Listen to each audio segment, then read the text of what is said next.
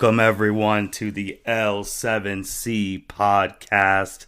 This is the L7C here, and today we are going to give the review of Wonder Woman 1984, aka Wonder Woman 2. This is the second movie following the box office hit of the first Wonder Woman movie that came out in 2017, and this is still all part of the DC Extended Universe, the DCEU, I'm sorry. So this is the next installment in that, and this movie takes place in 1984. This is years after World War One. If you do remember, in the first Wonder Woman movie, we are last seen with Diana at the end of World War One. The U.S. won thanks to her and Steve Trevor's group. And Steve Trevor dies at the end of Wonder Woman. And that was the first man that she ever met, ever loved. So now we see what she's doing decades later after that. The movie starts, they've released this part onto YouTube and all the internet. It starts with young Diana doing a competition. And long story short with that, she tries to take the easy way to win. And she is stopped from doing that by her mom and her aunt to lecture her on the importance of truth. Diana thought it didn't matter because she was going to win, but they were telling her the importance of truth because no hero is born from lies, and that's going to be the theme of this movie. Then we jump to 84, and Wonder Woman, she's working as a senior anthropologist in DC, and she's specializing in culture because she's an Amazon, and she's about the culture. And she's still fighting crime in the area as Wonder Woman, but she tries to make it that there's no footage. In the beginning, when you see her fighting crime in the mall, first thing she does is get a tiara, knocks off all the cameras, so there's no pictures of her fighting crime. So she gets to keep that double life. And then at work, she meets Barbara and Minerva. She's played by Kristen Wiig, and she is the woman who's insecure. You know, in those movies where you have women who get overlooked, they're not seen as pretty, nobody gives them a second eye, and those two meet, and Diana's the first person to really talk to Barbara, so she starts to idolize and envy Diana for her beauty and her confidence, and then they become friends. So, with that being said, they're the two main players in this thing. The third main player is Maxwell Lord, and he is played by Pedro. If you know who he is the Mandalorian. So the three main players in this movie is obviously Diana, Barbara, and Maxwell. When Diana stops the robbery, she brings some artifacts back to where she works with Barbara, and she asks them to review them. And they find this stone. We'll call it the Dream Stone. And the Dream Stone is what Maxwell comes to Barbara and Diana's work to find because he's been looking for it for years. And it's something that you make any dream, you wish for anything, and you can get it to happen. First, when Diana and Barbara are looking at it, they're just joking because they don't think it's real. Diana wishes that her boyfriend, Steve Trevor, could be back from the dead, spending time with her. And Barbara wishes for more confidence. She wants to be strong and beautiful like Diana. So going from that point on, Maxwell starts to talk to Barbara, invites Barbara to a gala at his office shop. So it was basically to lure her in so that he can get the Dreamstone, so that he can make a wish, because he is a failing oil company man and he wants to be successful. He wants to be respected. A lot of what normal businessmen wish to do. When Maxwell Lord does get the stone, he wishes to actually be the embodiment of the stone. So now Maxwell, this failing oil rig man, has the power to grant wishes while also able to take whatever he desires in return. Because the part of the Dreamstone is you can wish something, but then it takes something away from you. So keep going from that. Throughout the movie, Maxwell starts becoming more and more powerful, but his body's starting to die while leaving chaos and destruction. He's going around. He goes to Simon Stagg, who was just a minor character in this movie, but he's a player in DC. He wished for him to lose everything, and Maxwell was going to take it. And Maxwell slowly starts to build. Diana wakes up one day, and she's at this gala before Maxwell gets the stone. And she sees Steve Trevor. Steve Trevor is brought back, but he's in someone else's body. So that's a weird dichotomy, because it was brought back the dream. So I know in the first trailers, we were all wondering, how is Steve Trevor back from the dead? And now we know it's through the Dreamstone. And Barbara starts to realize, because she had a thing at the beginning where she couldn't walk in heels, but then now she's able to walk in heels. She's more agile. There's a scene where she's at her home and she pulls down, she just opens the fridge and tears down the whole door. She goes to the gym and is lifting significantly more weight than whatever she could do. So she is starting to be like Diana. Diana and Steve realize this is not okay. They need to try and figure it out. And then they find out that this stone, from reading the God text, was written by a god of treachery and mischief. The stone does grant people wishes, but like we said earlier, it takes it as a toll. And the only way to reverse the exchange is by renouncing the wish or destroying the stone itself. During the fight scenes, once Steve comes back, Diana starts to get severely weaker. And when they find this part out, Steve realizes that since he's back, Diana's losing her strength. She doesn't want to beat Maxwell if it means Steve leaving. Barbara doesn't want Maxwell dealt with if it means her losing her abilities. So then we have Steve, who is a man in another man's body, the only one speaking common sense, saying, hey, it needs to be done. You need to get rid of me. So they're trying to find alternative sources. And then Maxwell Lord is just going across the world, getting all the oil, becoming the biggest name in oil, having millions of people admire him, want to grant their wishes so he can get something back. And in the heart of Maxwell's thing is his son, Alistair, who Maxwell wants his son to acknowledge him, respect him, things of that nature, because his son was in the meeting where Simon Stagg called Maxwell a loser, and he doesn't want his son to see him as a loser. So Maxwell, they catch him at the White House. We're just skipping through before we get to some things, but just the big parts of this movie. I try to be focused on the important stuff. So Maxwell's in DC at the president's house. And he obviously asked the president what he wants to wish for. He wants more nuclear missiles than Russia. And Maxwell finds out that the United States is working on telecommunication thing to talk to the whole world if absolutely necessary. This gives Maxwell his in and out to reach everyone in the world and basically become the most powerful person in the world. Diana and Steve get to the White House. They're fighting off security. They're about to stop him. And Barbara actually jumps in and stops them from stopping Maxwell because she does not want to give up her wish. So Diana and Barbara fight in the White House. Diana, obviously, because Steve's still there, she's significantly weaker than what she usually is.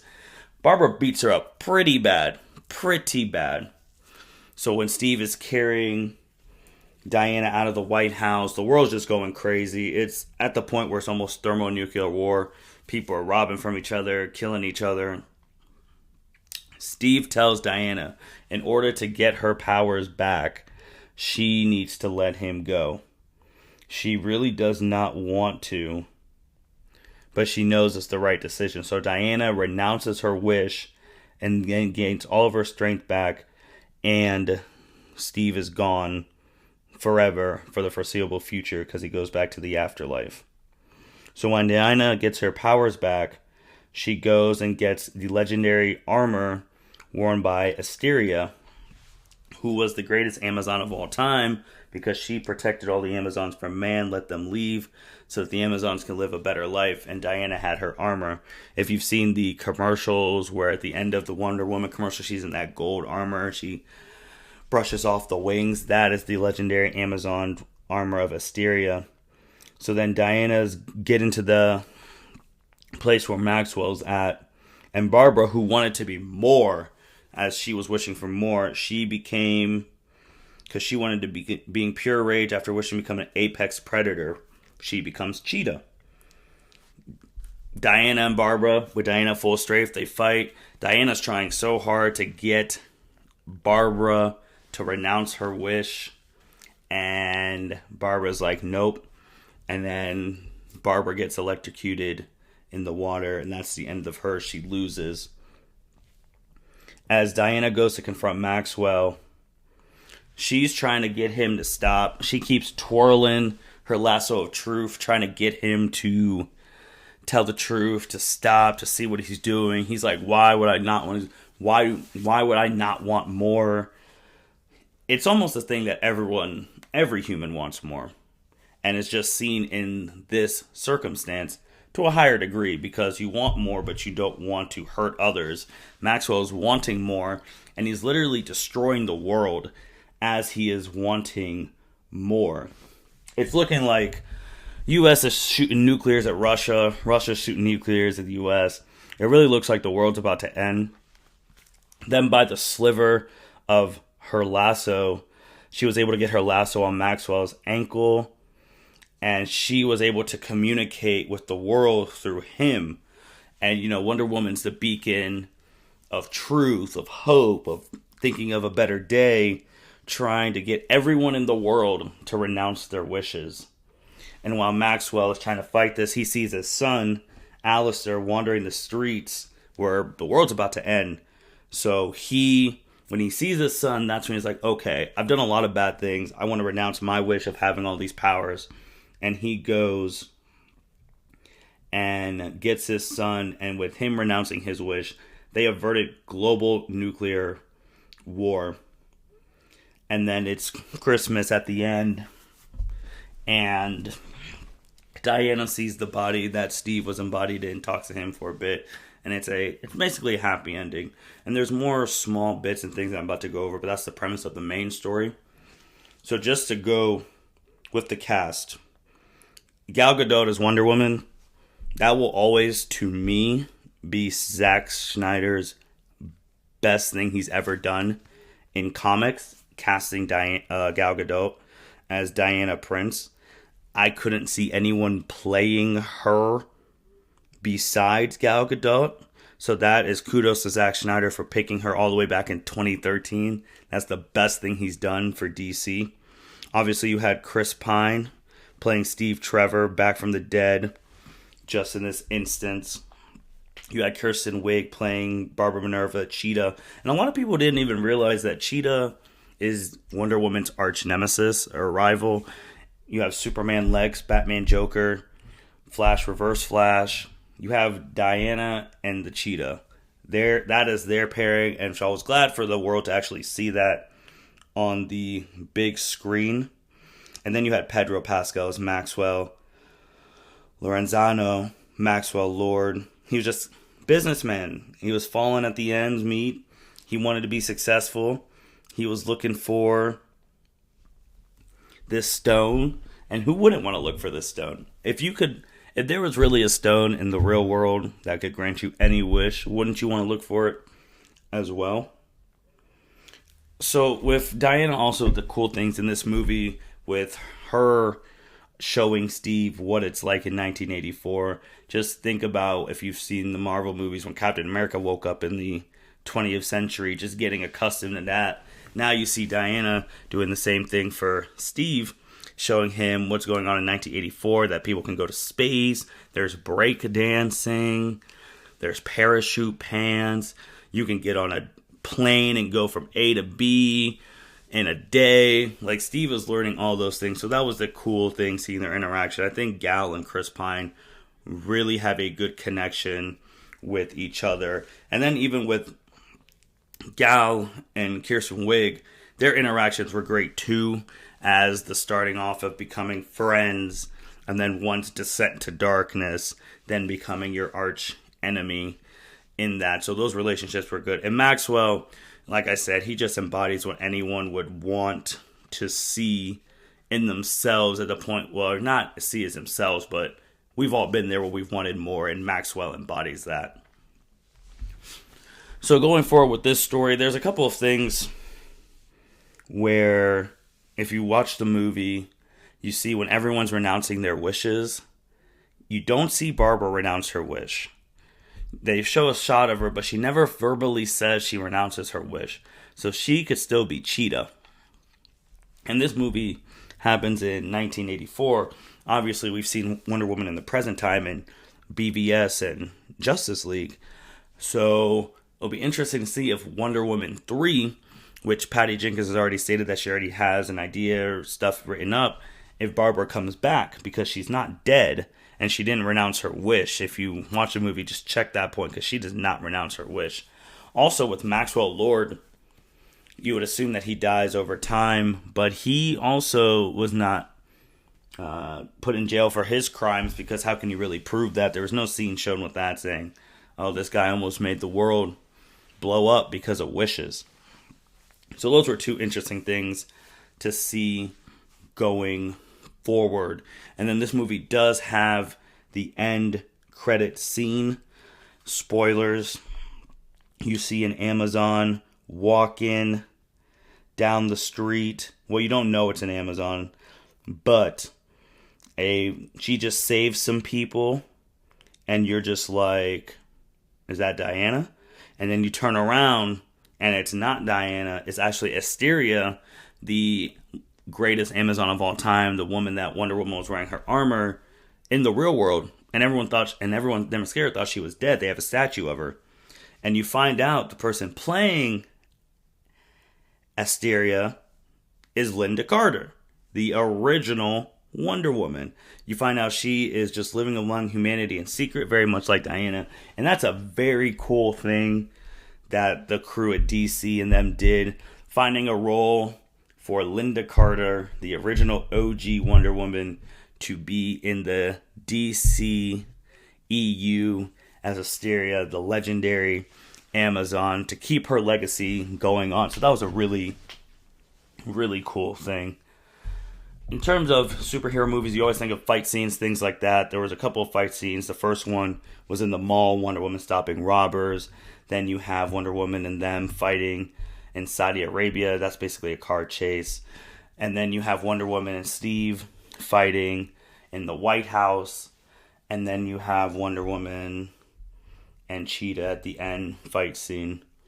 In terms of fight scenes, to compare it to the first movie, because I think the first movie fight, No Man's Land, is one of the best scenes that have come out in recent memory, of her walking up, blocking the bullets, and her and them all fighting together in World War I. I don't think any scene compares to that. I think that was pretty hard to top.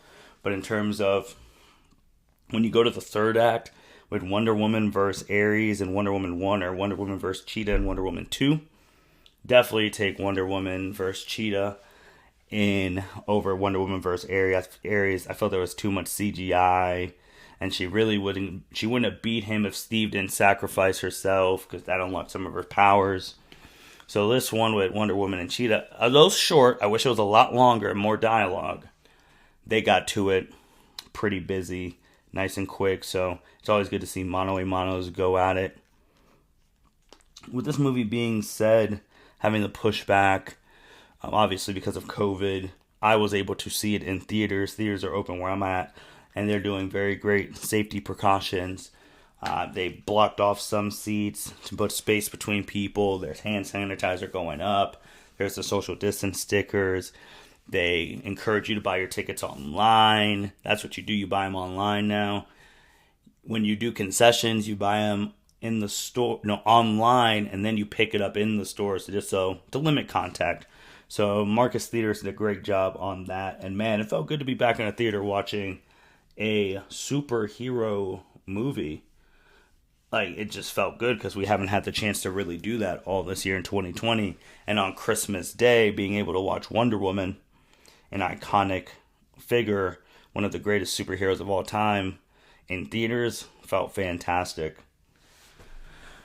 But this movie wasn't without flaw. There was a little puff and stuff that I don't think needed to be seen. There was at the movie point where Barbara's going slowly into a descent of Cheetah.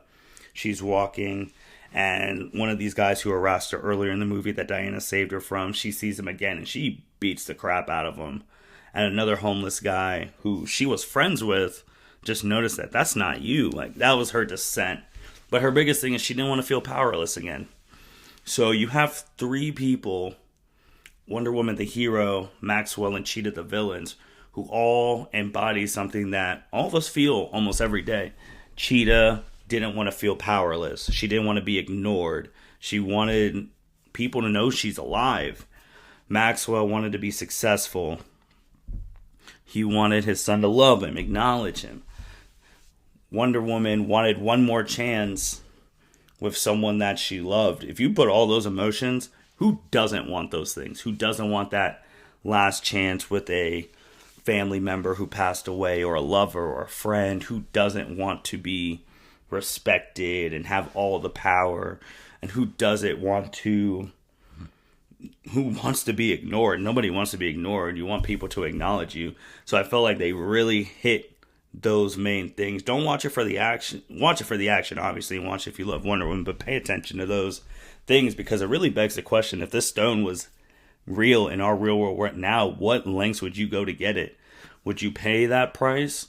If it's a simple question like paying off debt, but you lose some material possession, or you want to be the most famous person in the world, but then you lose your closest friends. Would you do that for this stone, if the stone was real or not? That's a question I want to throw at you guys.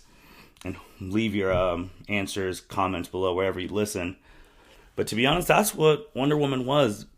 Wonder Woman 1984 was a good movie. It was not better than the first one, in my opinion, even though there was better villains. The Maxwell and Cheetah were better villains than Ares. That's hands down.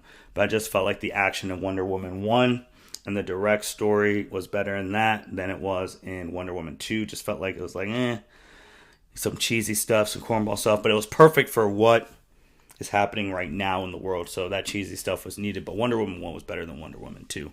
And that's really all I have to say on that. But yeah, let me know what you guys think about Wonder Woman 1984. There's some other small things also. Wonder Woman learned how to fly because of Steve Trevor. You finally get to see the invisible jet on the big screen, even though we don't know if she's keeping that or not. So we got to see more Wonder Woman lore, but wish we would have saw the jet more, because that was cool. That's a big Wonder Woman thing, and Steve teaching her how to fly was a cool thing as well. So no matter if she's flying in the air, she's going to always have Steve with her. So those are cool things. Let us know what you think of Wonder Woman 1984. Comments down below. Again, thank you for listening to the L7C podcast. You guys take care.